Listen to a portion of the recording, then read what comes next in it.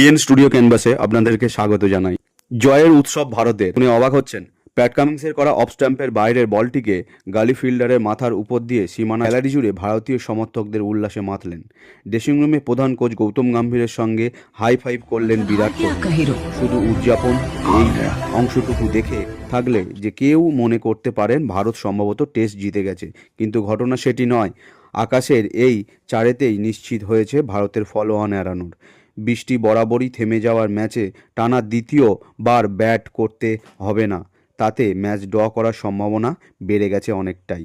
ভারতীয় জয়োৎসব করছে এই কারণেই। ব্রিসবেনের তৃতীয় টেস্টের প্রথম ইনিংসে 445 রান করে অস্ট্রেলিয়া। তৃতীয় দিনে ব্যাটিংয়ে নামা ভারত দিনটা শেষ করে 4 উইকেটে 51 রান তুলে। ভারতের নবম উইকেটে তুলে নেওয়ার পর মনে হচ্ছিল ফলো অন করতেই হচ্ছে ভারত। ফলো অন এড়াতে দলটিকে করতে হতো 246 রান। 2001 সালে কলকাতা ইডেন গার্ডেন্সে সেই ঐতিহাসিক টেস্টের পর এই প্রথম ভারতের ফলো অন করানোর সিদ্ধান্ত নিয়েই রেখেছিল অস্ট্রেলিয়া। আজ 213 রান কিন্তু বাদ সাধলেন জাসপ্রীত বুমরা ও আকাশদীপ। নবম উইকেটে 39 রান যোগ করে ফলো অন এড়ানোর কাজটা করেই ফেলেছেন তারা। বৃষ্টিতে 4বার খেলা বন্ধ হওয়া চতুর্থ দিনটা ভারত শেষ করেছে 9 উইকেটে 252 রান তুলে। বুমরা 10 ও আকাশদীপ 27 রানে অপরাজিত আছেন।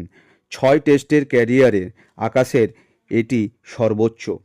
বুমরা ও আকাশের প্রতিরোধ নায়ক, তবে ভারতের ফলো অন এড়ানোর বড় ভূমিকা লোকেশ রাহুল ও রবীন্দ্র জাদেজা। চ্যানেলে নতুন হলে চ্যানেলটি সাবস্ক্রাইব করবেন এবং বেল আইকন টিপে চ্যানেলটির পাশে থাকবেন। লাইক, কমেন্ট, শেয়ার করতে ভুলবেন না।